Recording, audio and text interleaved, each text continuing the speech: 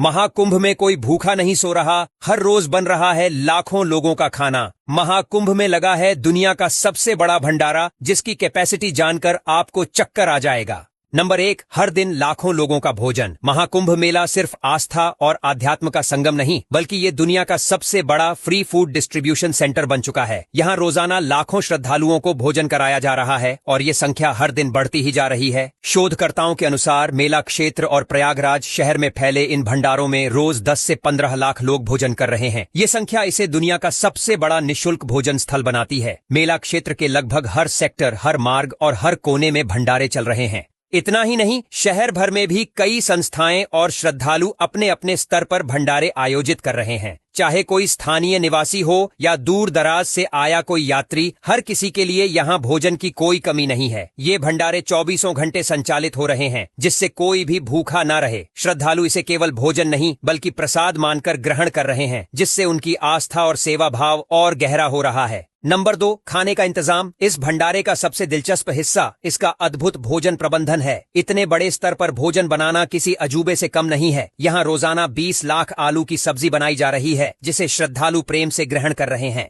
इसके अलावा 50 कुंतल चावल की खीर हर दिन तैयार की जा रही है, जो श्रद्धालुओं के लिए मिठास का प्रतीक बनी हुई है। भोजन सिर्फ यहीं तक सीमित नहीं है, बल्कि इसमें कई ट्रेडिशनल डिशेस भी शामिल हैं, जैसे पूड़ी, कचौड़ी, हलवा, खिचड़ी, चावल और कढ़ी। श्रद्धालुओं को गर्मागर्म भोजन परोसा जाता है और कई जगहों पर इसे पैकेट में भी वितरित किया जाता है, ताकि लोग इसे अपने साथ ले जा सकें। इसका प्रबंधन बड़े स्केल पर किया जा रहा है। हजारों किलो दाल, चावल, आटा और अन्य सामग्री हर दिन उपयोग की जा रही है। भंडारों में काम करने वाले सेवादार दिन रात मेहनत कर रहे हैं, ताकि किसी को भूखा न रहना पड़े। नंबर 3, इस्कॉन अडानी समूह का योगदान।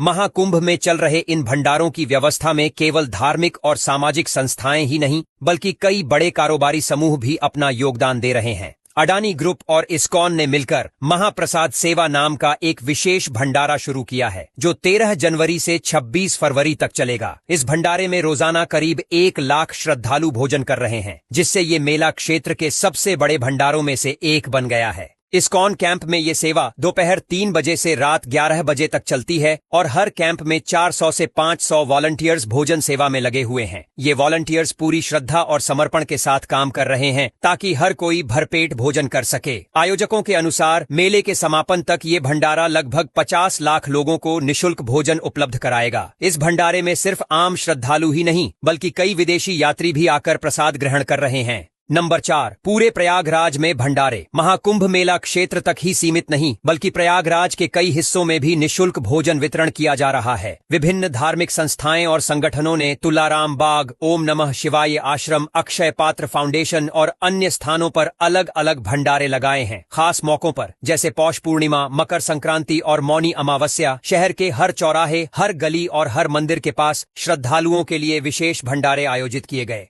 हजारों लोग यहाँ प्रसाद ग्रहण कर रहे हैं और इसे एक आध्यात्मिक अनुभव के रूप में देख रहे हैं। इसके अलावा कई भक्तों और व्यापारिक संगठनों ने मोबाइल भंडारों की भी शुरुआत की है। इनमें भोजन के पैकेट्स तैयार करके जरूरतमंदों को वितरित किए जा रहे हैं, जिससे वे कहीं भी रहते हुए भोजन पा सकें। इस तरह प्रयागराज शहर सेवा और भाईचारे का जीता जागता उदाहरण बन चुका है, जहाँ कोई भी भूखा नहीं सो रहा। नंबर 5, भक्ति और टेक्नोलॉजी का मेल। इस बार महाकुंभ में भक्तों ने टेक्नोलॉजी का भी शानदार इस्तेमाल किया है। आधुनिक युग के युवाओं ने एक ऑनलाइन ग्रुप बनाया है, जिसमें श्रद्धालु एक दूसरे को जानकारी देते हैं कि कौन से भंडारे में कौन सी डिश परोसी जा रही है। अब भक्तों को लंबी कतारों में खड़े होकर मेन्यू देखने की जरूरत नहीं पड़ती। ऑनलाइन ग्रुप्स में अपडेट मिल जाता है कि कहाँ खीर, कहाँ पुड़ी कचौरियां और कहाँ देसी घी का हलवा मिल रहा है।